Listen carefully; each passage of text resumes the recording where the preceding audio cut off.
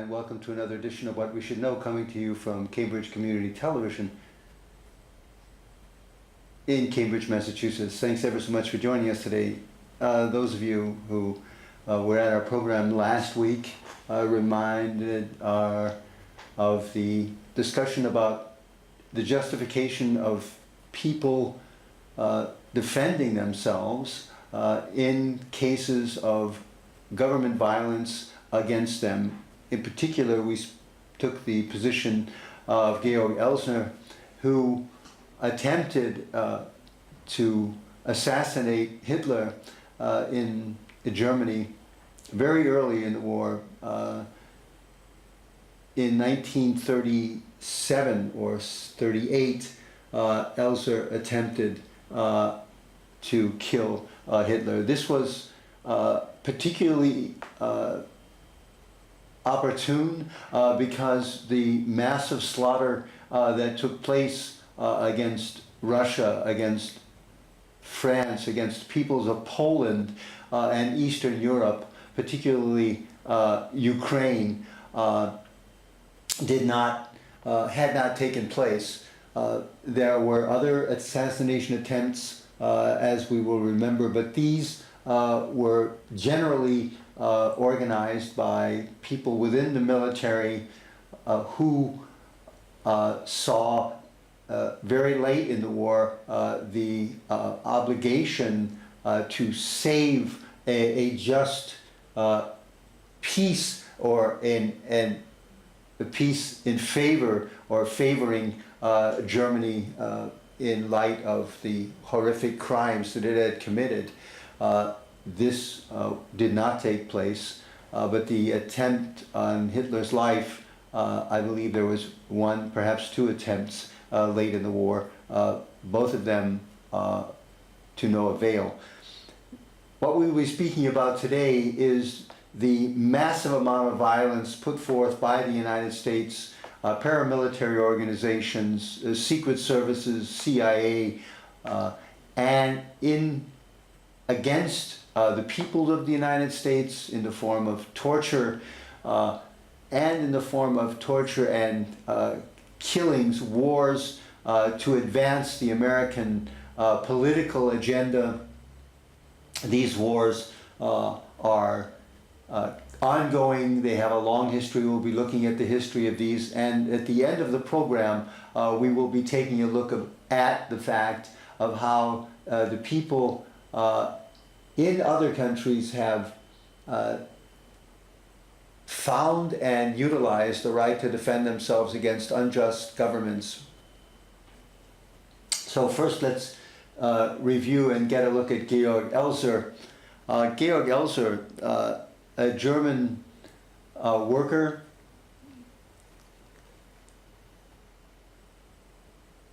educated but not well educated,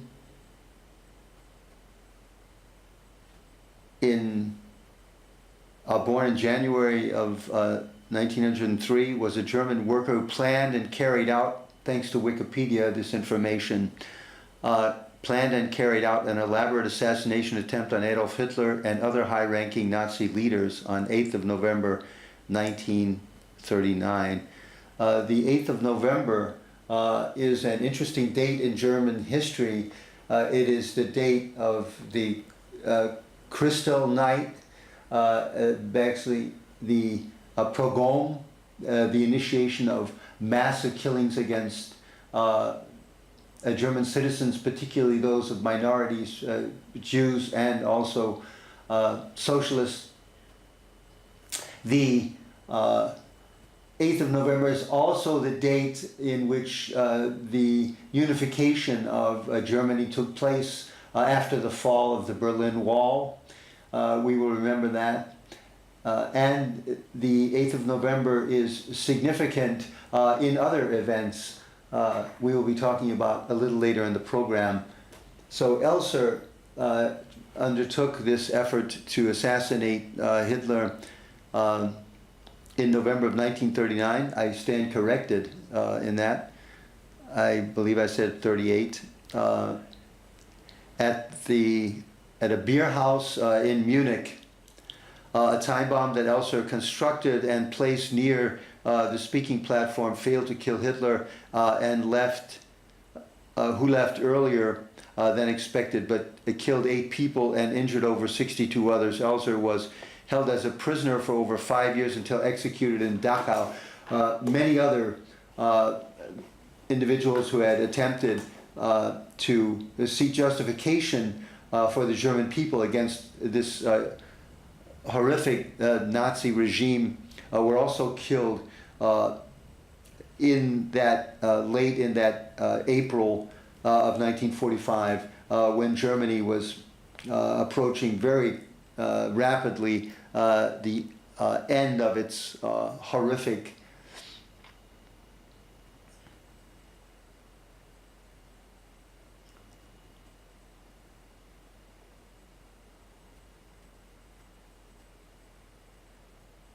horrors against the German people, the nations of around Germany, and particularly minorities, Jews,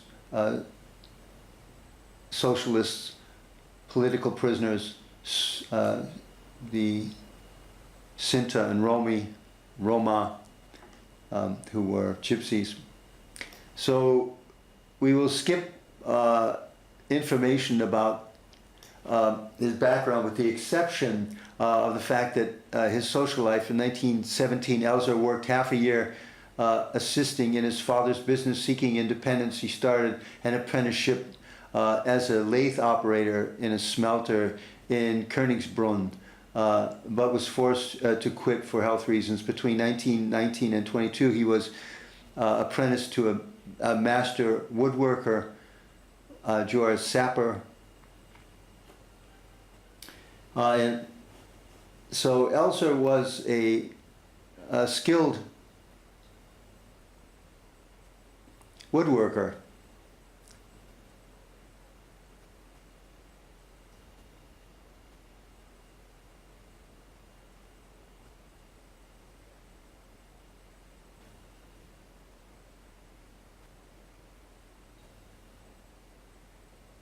So the interesting, I believe the interesting next part is the idea of Elser is using his knowledge of woodworking to rework the supporting structures in the Munich beer hall and place detonators in them so that when the explosion took place, that the roof would cave in. In order to find out how best to implement his assassination plan, Elser traveled to Munich by train on 8th of November 1938, so exactly a year before he undertook the assassination on Hitler. Elser was not able to enter the Burger Keller until 10:30 p.m. when a crowd had dispersed. He stayed until midnight before going back to his lodging. The next morning he returned. On the following day, 10th of November, an anti-Jewish violence in the Kristallnacht took place in Munich. We've mentioned that the Kristallnacht is just a pleasant way for historians to remember a horrific beginning of the mass killings of Jews in Germany, which went on until the end of the war, 1945. So Elser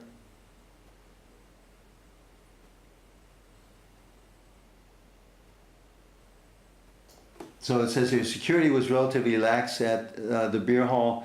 Christian Weber, a veteran from the beer hall putsch and the Munich city councilor, was responsible. However, from the beginning of September, after the outbreak of the war with Poland, Elser was aware of the presence of the air raid wardens and two free-running dogs in his building. On the nights of the 1st and 2nd November, Elser installed the explosive in the pillar, and on 4th and 5th November, being Saturday and Sunday dance nights, he had to buy a ticket and wait in the gallery until after 1 a.m. before he could install the twin clock mechanism. On the 6th of November, Elser left Munich for Stuttgart to stay overnight with his sister and her husband, leaving them toolboxes and baggage, and returned to Munich the next day for the final check, arriving at the beer hall at 10 p.m. So the high-ranking Nazis basically who accompanied Adolf Elser, sorry about that, Georg Elser, the high-ranking Nazis who accompanied Hitler to the anniversary of the beer hall putsch of 8 November 1939, were Goebbels and other very high-ranking Germans, Alfred Rosenberg, August Frank, Esser, Christian Weber, and Heydrich, head of the SS. Unknown to Elser, Hitler had initially canceled his speech at the beer hall to devote his attention to planning the imminent war with France, but changed his mind and attended after all. As fog was forecast, possibly preventing him from flying back to Berlin, the next morning Hitler decided to return to Berlin. So Hitler ended his address to the 3,000 in the audience 13 minutes before Hitler's bomb exploded at 9:20. By that time, Hitler and his entourage had left the beer hall. About 120 people still in the hall at that time. 7 were killed. The reality of this effort is important, as we mentioned, because of the singularity of Hitler dominating the political structures and initiating unjust wars against peoples in Poland and preparing wars against France, completely unjustified. And later, the horrific crimes brought forth by Hitler and the SS on many occasions. Again, Elser undertaking this early in the structure of Hitler's horrific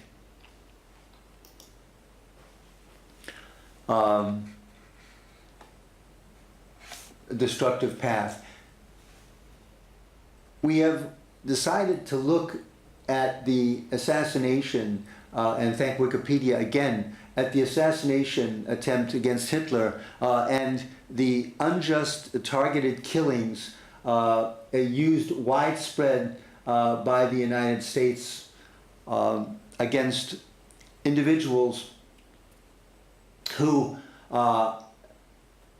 do not have the power or the political and military backing to actually wreak widespread catastrophes. Certainly not in the dimension that that Adolf Hitler had initiated. So targeted killing is a form of assassination based on the presumption of a criminal guilt.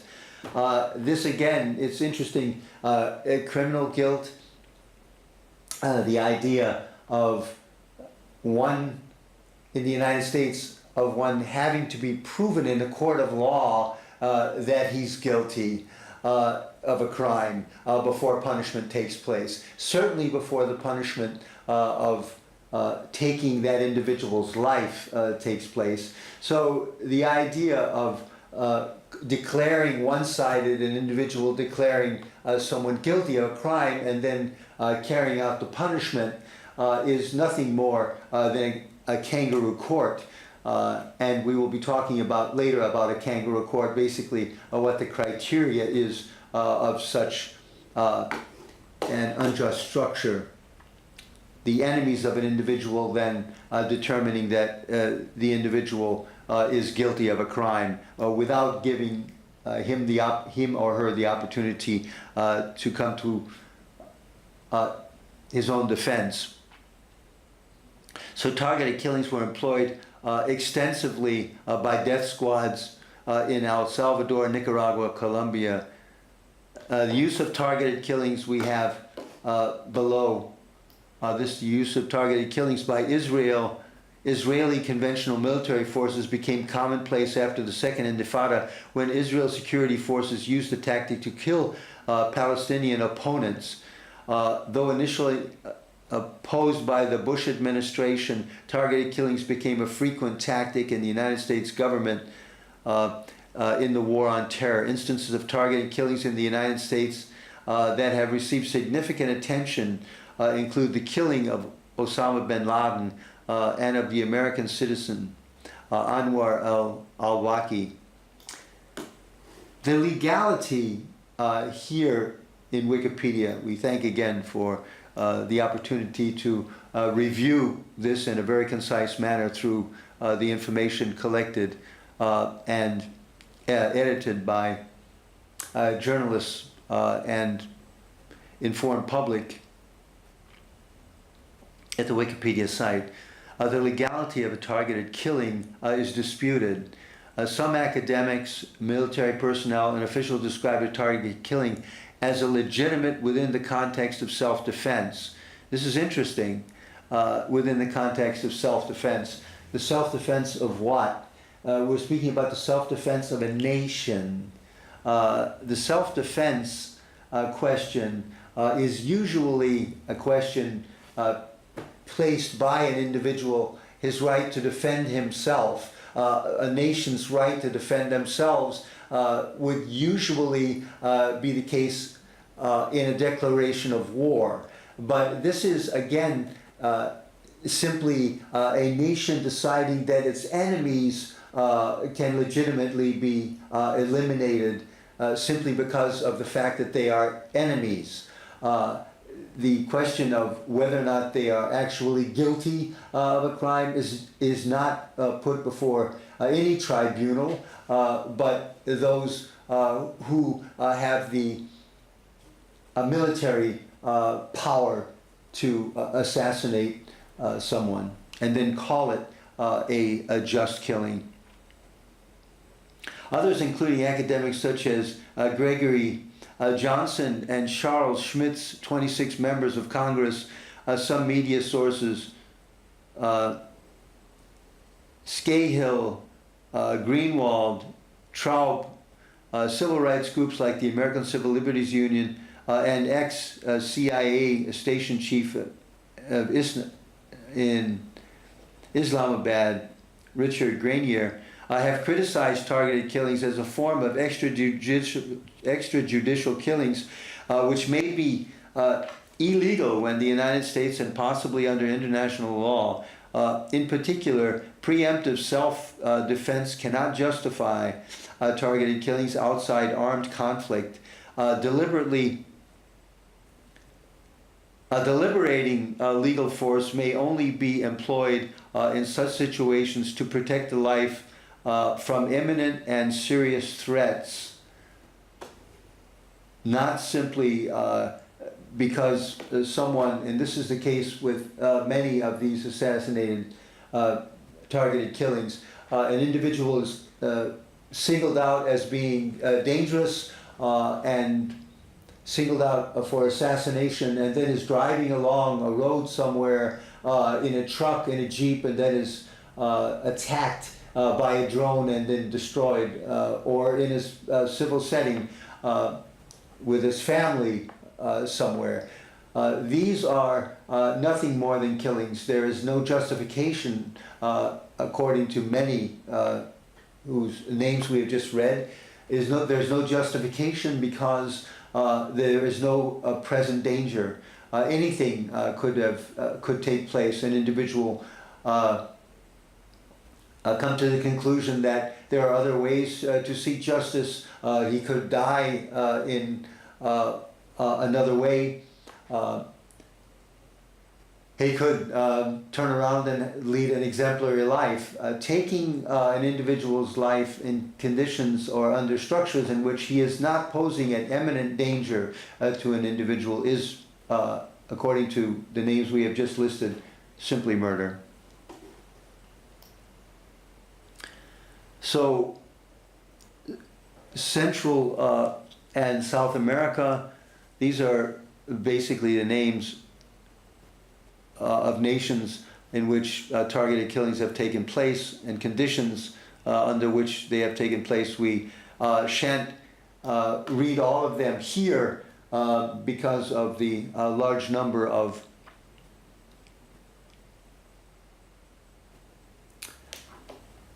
cases, but I believe we've made that point.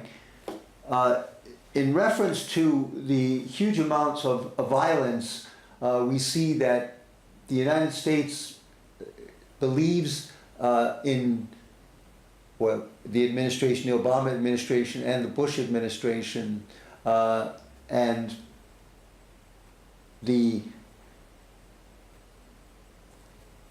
present administration has not actually declared its position in reference to this, but Donald Trump has made it clear on many instances that violence is something that he feels is justified simply because of the position that he holds and the opinions that he has.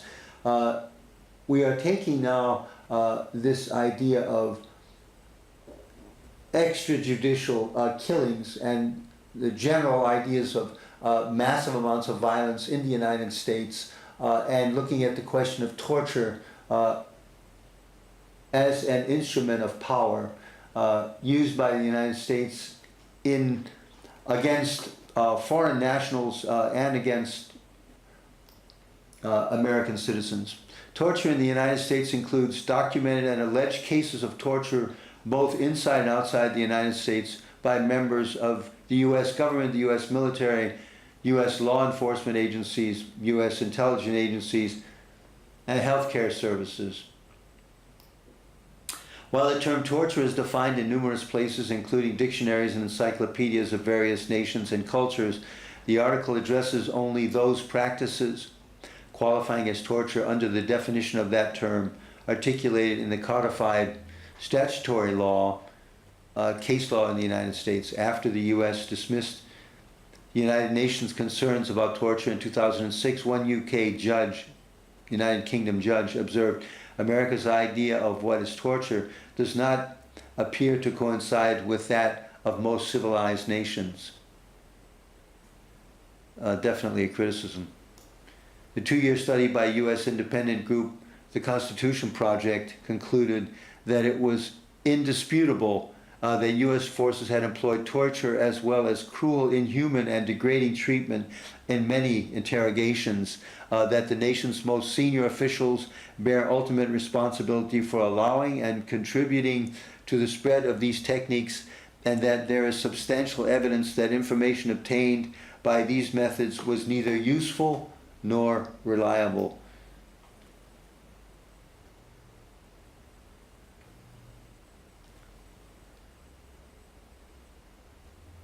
Goes through the Military Commissions Act of 2006, authorized the President to conduct military tribunals of enemy combatants and to hold them indefinitely without judicial review. We're speaking, of course, of the Guantanamo Bay crisis and the fact that the Bush administration, in an incredibly heinous act, declared one-sidedly through extremely questionable advice from Gonzalez, the attorney who came up with this justification for the establishment of the prison in Guantanamo Bay and the criteria that prisoners there could be tortured and that they could be held there forever because of their danger. This is a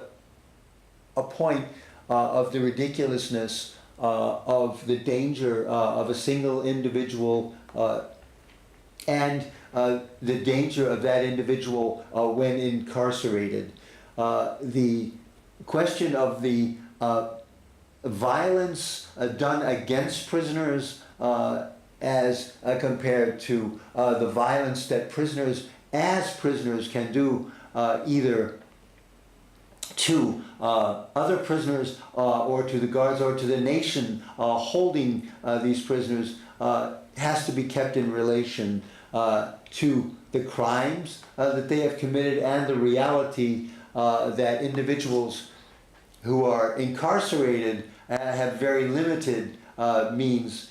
We're speaking here realistically about how much damage an imprisoned individual can do against the government holding that individual prisoner.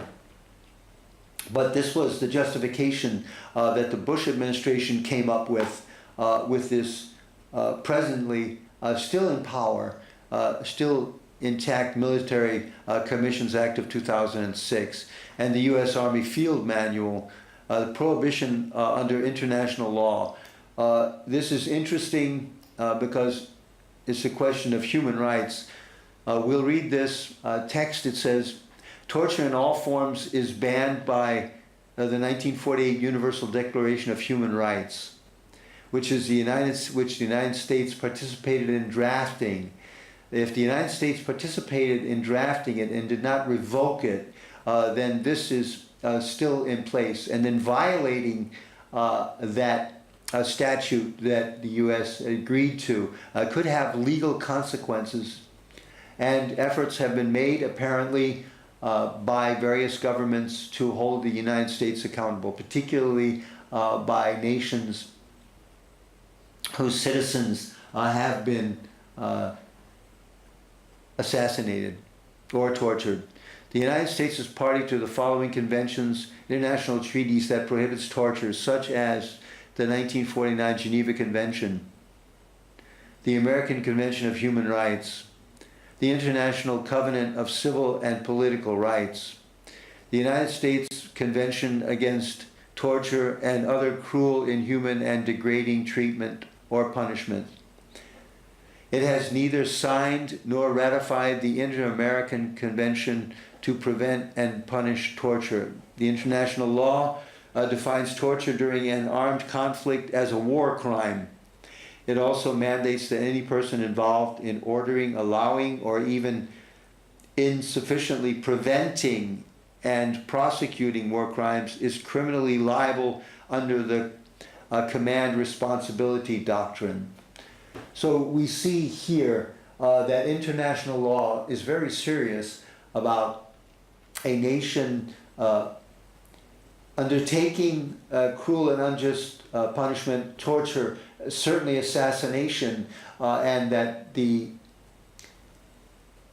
laws and statutes that the United States has signed, put its name to as a nation, require this nation to avoid cruel and unjust punishment, extrajudicial killings, and the justification which the Bush administration came up with of holding imprisoned and torturing individuals for indefinite periods of time without giving them in any way, and this is an additional crime, without giving these individuals the right to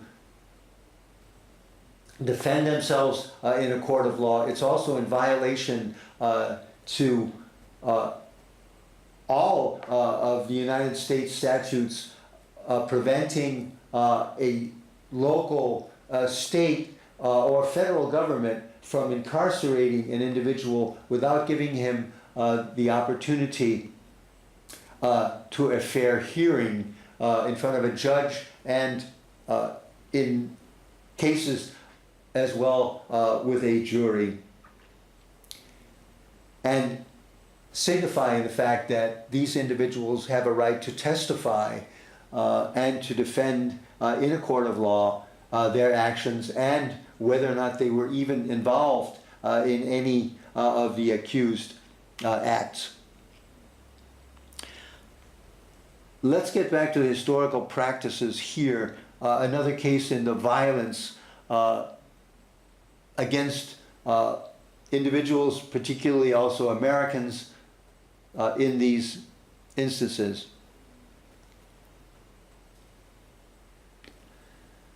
Historical practices of torture, slavery. You see an individual, a slave who had been scarred through massive amounts of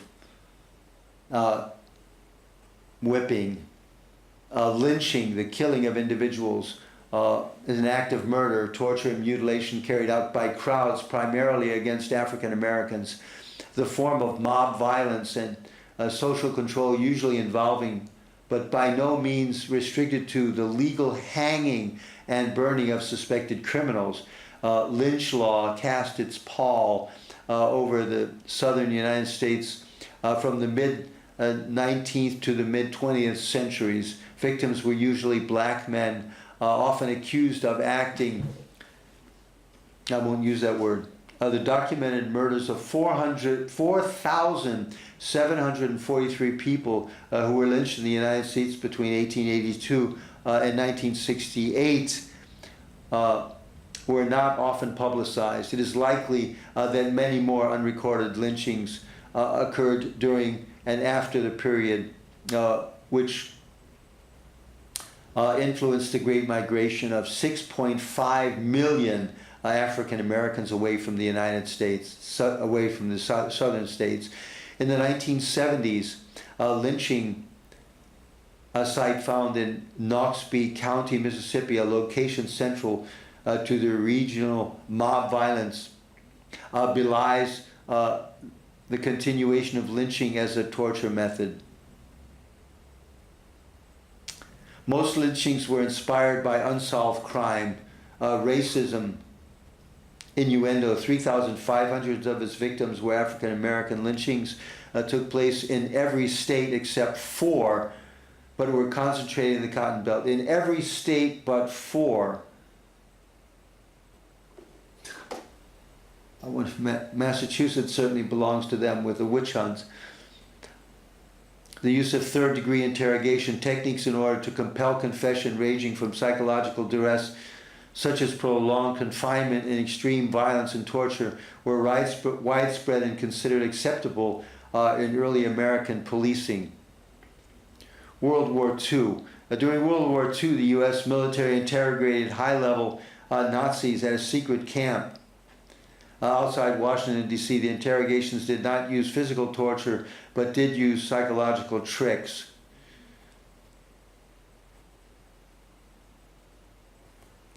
Torture aboard during the Cold War.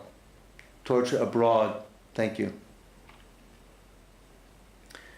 So we have instance after instance here, and we encourage our viewers to consult Wikipedia for the large numbers, unending numbers of torture, countries with U.S. training. In other words, individuals who are trained by the U.S. and U.S. military aid. Greece received, those are billions, 2.79 billion. That's $2.794 billion in U.S. aid, and trained 14,000 military and police. Turkey,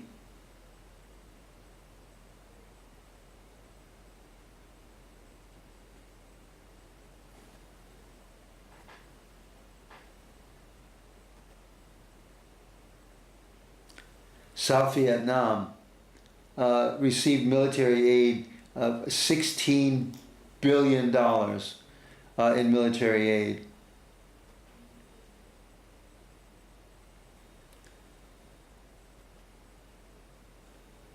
huge amounts of money for military aid, and the numbers of trained police officers, trained U.S. Military police in the thousands, in the tens of thousands. So domestic police and prisons, this is a point of interest here. Police brutality in the United States, list of wrongful convictions in the United States. In more modern policing, police brutality has involved torture. Police officials have generally described these cases as aberrations or of actions of criminals in police uniform, as the city police commissioner Howard Safir described the attack of Abner Louima. Police brutality critics such as law professor Susan Brandeis have argued that such a view is erroneous and that it allows police brutality to flourish in a number of ways, including making it easier to discount individual stories of police brutality while weakening the case for any kind of systematic reform. Prisoner at a whipping post in Delaware is the picture that Wikipedia provided here. In 1936, the Supreme Court recognized in Brown versus Mississippi that confessions extracted through police violence are inadmissible as evidence. In the 1970s and 80s, the Chicago Police Department, Area 2, under Commander John Bourgie, repeatedly used electroshocks, near suffocation by plastic bags, and excessive beating of suspects. The city of Chicago's Office of Professional Standards concluded that the physical abuse was systematic, and the type of abuse described was not limited to the usual beating, but went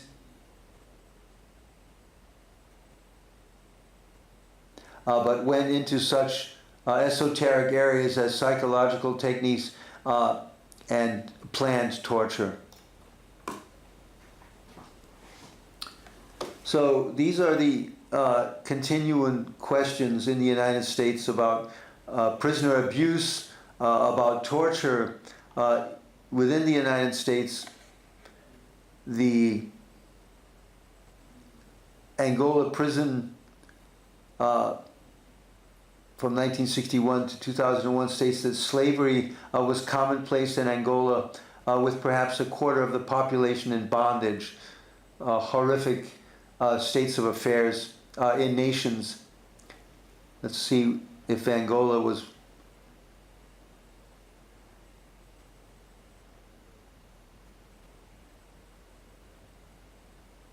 not there.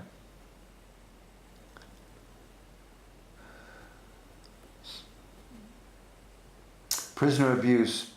In 2005, a Channel 4 documentary, Torture, America's Brutal Prisoners, showed videos of naked prisoners being beaten, bitten by dogs, forced to crawl like worms, kicked in the groin, stunned with tasers and cattle prods. The guards also had them fight in deadly duel. The refusal to duel would result in death by a prisoner shot by the guards. The same fate would be reserved to a loser of a duel only for the guards' fun. The prisoner executed in 2004, Dominique Green, told that his two row mates were beaten up. The guards then flooded the room, destroying every object owned by one of them, his letters, photos, legal documents, the book he was writing, his typewriter. The date of his execution was fixed for the following day. Other police officers hit a man, Nathan Williams, macing him in the eyes, and subsequently beat up.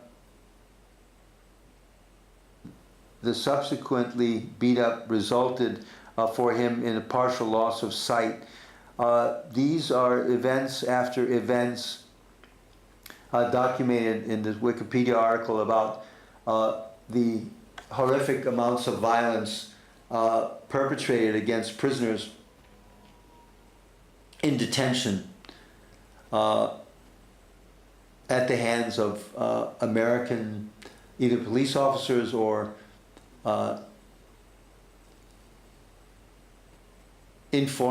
by foreign governments under the auspices of the United States. It's was quite common under the Bush administration for nations to receive prisoners that the United States had simply arrested on the battlefield without any idea of their guilt, other than the fact that they had been targeted and arrested and then sent to a foreign government, which then carried out the torture to extract confessions. A common practice under the Bush administration, and likely that it went on as did targeted killings under the Obama administration. The Bush administration told the CIA in 2002 that its interrogations worked abroad, that its interrogators working abroad would not violate U.S. Prohibitions against torture unless they, quote, have a specific intent to inflict severe pain or suffering, end quote. According to this previously secret Justice Department memo released on 24th of July 2008, the interrogator's good faith and honest belief that the interrogation would not cause such suffering protects the interrogator, the memo adds. This is ridiculous. It's ridiculous simply because of the Geneva Accords, Geneva Convention signed by the United States, and the Nuremberg trials in which the Nazis were found to be guilty of torture for large numbers of individuals simply because of their being in an administrative position to carry out these tortures. Certainly individuals who carried out the torture would be, according to the Nuremberg trials, certainly guilty of torture and heinous crimes against humanity, as was the conclusion. So what we've been documenting here is basically the incredible amounts of violence put forth by officials sanctioning, allowing, permitting torture, permitting extrajudicial killings, arrests, indefinite detentions without proof of guilt of individuals simply because they are seen as enemy combatants, a term which is used to justify any of the horrific acts, torture, and extrajudicial killings without even arresting and determining the guilt of an individual simply by determining that the evidence that is brought forth against this individual, which the individual accused doesn't have the opportunity to challenge in any way, of course, is sufficient to initiate a drone strike against this person and perhaps others, complete innocent bystanders who happen to be there when this extrajudicial killing takes place under the American military or Secret Service. The right to self-defense is basically what we are interested in looking at the last quarter of our program today. The question is the right that an individual has to defend himself against a nation or organizations that are attempting to destroy his life, liberty, pursuit of happiness, to use a constitutional term, but also to defend his family. This is what the article is about, and we thank Wikipedia for this very interesting write-up. The right to self-defense, also called when it appears to the defense of another, alter ego defense, defense of others, defense of a third person, is the right for persons to use reasonable force, perhaps that is determined, reasonable force, or defensive force for the purpose of defending one's own life or the lives of others, including, in certain circumstances, the use of deadly force. If a defendant uses defensive force because of a threat of deadly or grievous harm by the other person, or a reasonable perception of such harm, the defendant is said to have a perfect self-defense justification. If defendant uses defensive force because of such a perception, and the perception is not reasonable, the defendant may have an imperfect self-defense as an excuse. What we will look at a future date is the Supreme Court's use of the justification that police officers can use deadly force if they feel threatened. It's not the question of whether or not there was actually a threat. The Supreme Court does not say in this decision that there has to be an actual threat against the police. It is a completely subjective determination by a police officer that he felt threatened. And that justifies, according to the determination of hundreds of cases brought forth against violence, use of deadly force by police officers against many blacks, minorities, people, insane people, mentally ill, who are not actually causing a threat to the police, but the subjective feeling allowed the police to use deadly force against those victims. If a defendant uses defensive force because of a threat of deadly or grievous harm by the other person, we've read it, or a reasonable perception of such harm, the defendant is said to have a perfect self-defense justification. If defendant uses defensive force because of such a perception, and the perception is not reasonable, the defendant may have an imperfect self-defense as an excuse. The early theories make no distinction between defense of a person and defense of property, whether consciously or not. This builds on the Roman law principle of dominum, where any attack on the members of a family or the property, if owned, was a personal attack on the male head of the household, sole owner of all property belonging to the household, and endowed by law with dominion over all his descendants through the male line, no matter their age. So then it goes through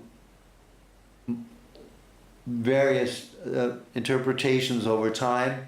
But what's interesting to us in this case of Wikipedia putting this list for us together, for modern theorists, the question of self-defense is one of moral authority within a nation to set the limits of obedience to the state and its laws, given the persuasive dangers in a world full of weapons.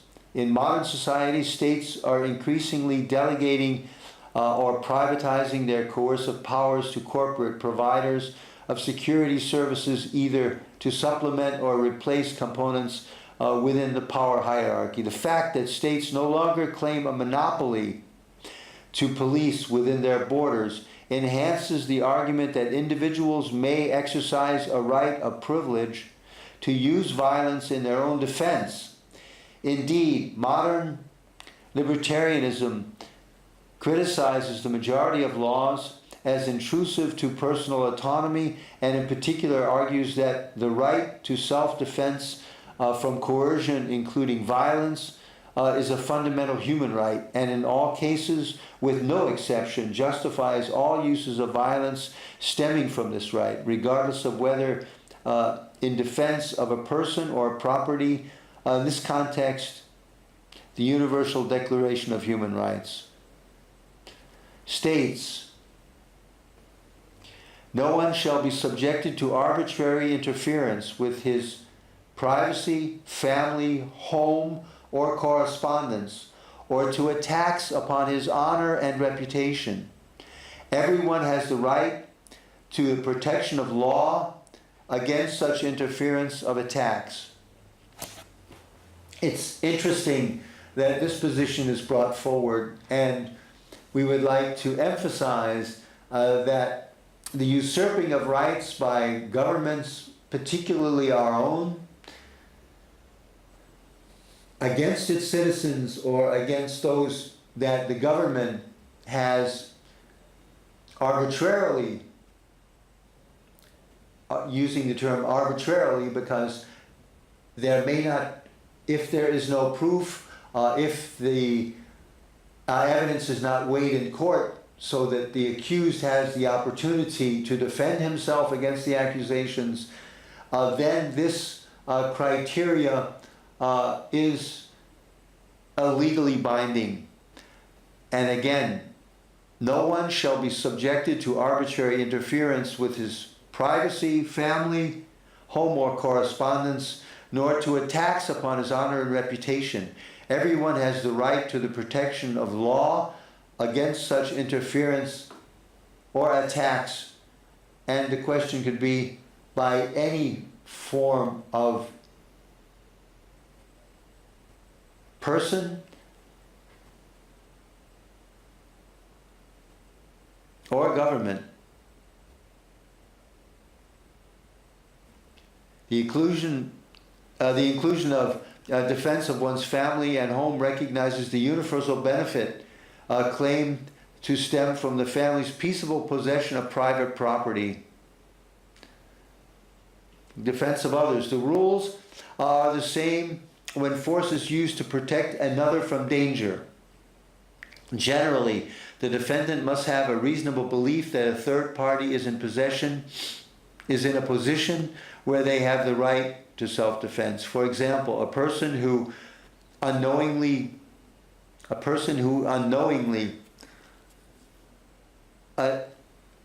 chances upon two actors practicing a fight would be able to defend their restraint of one that appeared to be the aggressor. However, in many jurisdictions, a person who causes injury in defense of another may be liable to criminal and civil charges if such defense turned out to be unnecessary.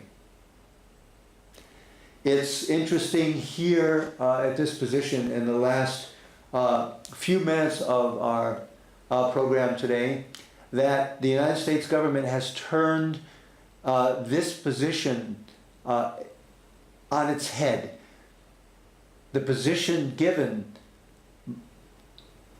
in civil law at home in the United States is not granted individuals in other nations facing extrajudicial killings by agents of the United States or incarceration or torture by agents employed by the United States.